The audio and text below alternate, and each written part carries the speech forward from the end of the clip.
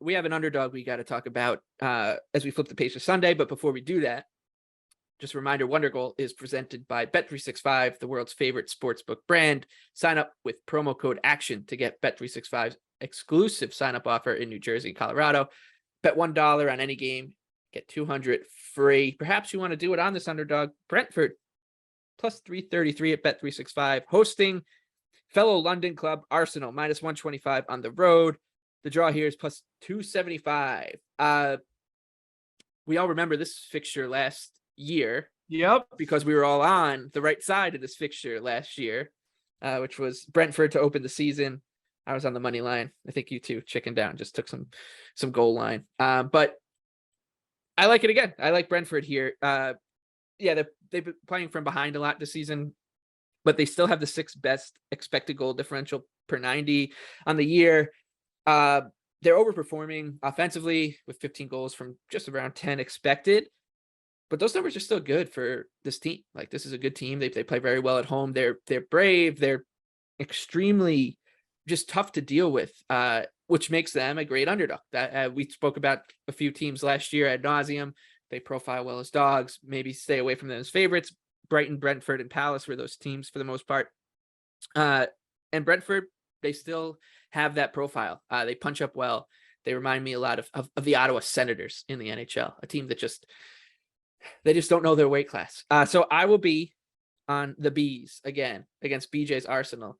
Before we do get to BJ, though, for his weekly bet against his Gunners, Anthony, your thoughts here? Bees and Gunners. BJ's reeling. I mean, he had his Gunners, and he's on Tottenham, fading Gunners. Well, he was on the Gunners last week against Man United. That's true. I got cheated. Got cheated by the VAR. Got cheated.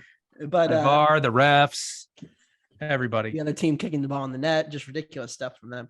Anyway, look, this is pretty similar to me from opening day. Arsenal was a minus 125, 130 favorite on the road at Crystal Palace against a great team who's excellent at home. And that is pretty much held up throughout the course of this young season. They continue to play well at home. They've dominated opponents, and I know the Leeds match was closer than the final score indicates. BJ will never admit that, but it's true. They were the better side against Everton, had some post luck. And then, of course, everybody remembers the United 4-0 drubbing. But the underlying numbers look better for Brentford than they did last season in terms of ball progression, in terms of the attack not being entirely reliant on set pieces. And a lot of that is Ivan Toney, who, we talked about last season as somebody who could, come into the Prem and be really successful. And then he had a really hot start and cool off. Now, maybe the same thing will happen, but right now he's over 0.4 XG per 90. And of course, I don't expect him to finish at a 0.8 per 90 rate. Like, he's doubling his XG, and that's not going to continue forever. But it just seems like they're a little bit more balanced. They're healthier this year thus far, which has been really important. And so I just think Arsenal's overvalued again on the road, where they have not been nearly as good in the last year and a half under Mikel Arteta. So I like Brentford. I think, my number, I have the Arsenal plus money here to win. So anything, with Brentford with plus money at a half at home, I'm taking it. So I'm on the Bees plus a half, and I'll be talking more about the Bees later in the underdog section. Yeah, it feels good to have you back on the Bees, Anthony. It took some time. You went away for a little bit, went into the Midlands with Aston Villa, but you're back, and so is BJ.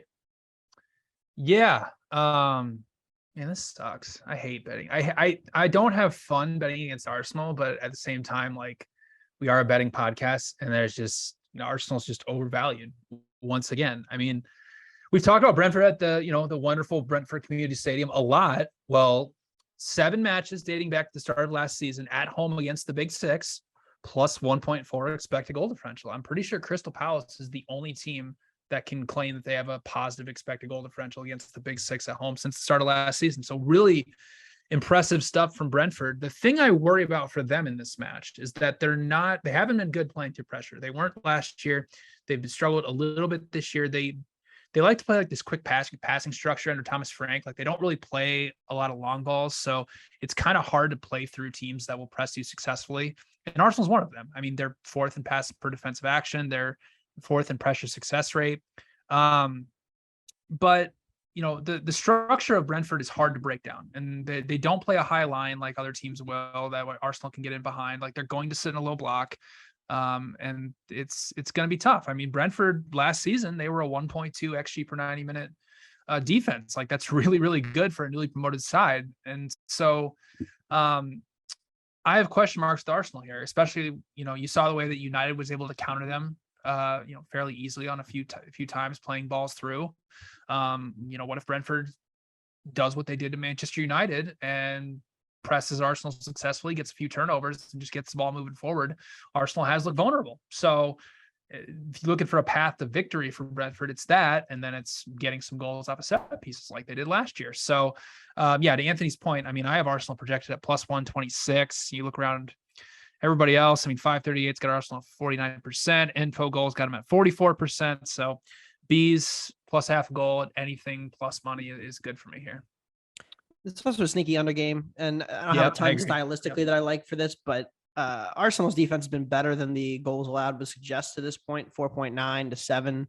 And the B's, I mean, a lot of it's been Tony going ham, but 15 goals for from about 10 expected. Arsenal have run well too. Both these teams have played a lot of very open back and forth games. There tends to be a cool down that comes from that afterward. And so I think this is a sneaky under game as well. And Brentford's only played one Big Six side. It was United at rock bottom. So and they played Everton though. Oh, that's true. I forgot about that. And they played Leeds.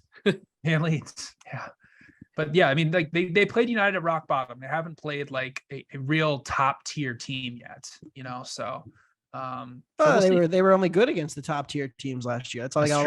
And then and I said in the already made that point. I guess. Said, what if they don't get points off of the top 6? Like they could be in trouble here. And then they just said, nah, we're just going to go. I mean, they're in 8th, but they're just going to go. I mean, they're the type of team like it's a lot of times it just comes down to effort, a lot of times you can just see that in tackles and interceptions, pressing, like it's just honestly effort. And when you watch Brentford, you're like, man, this team puts in a lot of effort. You watch Brighton or Crystal Palace, say, man, like as an underdog, they're actually putting in like effort and actually trying. And then you watch like Leicester and you watch Tielemans just like jog back as a team just goes like right through on a counter press. Like you're like, wow, this team just doesn't care. Like they don't like, that's why we love these teams. Cause like sometimes it really just comes down to effort. I know we don't talk a lot about numbers, but you just watch them and you're like, this team actually cares. Yeah. Brentford also top 6 in defending their own penalty area. Right. Against Arsenal. And, BJ, I think that point, it's starting to get back into handicapping more. I think as a industry, like we started to kind of just like look almost squarely at the numbers, and now we're starting to see people show like raw handicapping skill, and one of those things is, like you just said, a team pulling in the right direction should upgrade them. I think and effort does get shown in the numbers too. Yeah, eventually. It's both ways. Like obviously one part of handicapping is you have to watch the match and you have to actually see how this team is playing, and then the other one is obviously in the numbers. And if you see a team putting in great effort defending well, that's going to translate to a lot of the numbers that maybe aren't the most important in terms of essentially chance creation, goals, but like things that happen in the middle of the pitch. Mm-hmm. That's where a lot of the effort comes from. So yeah, to your point, yeah, you're right, Michael.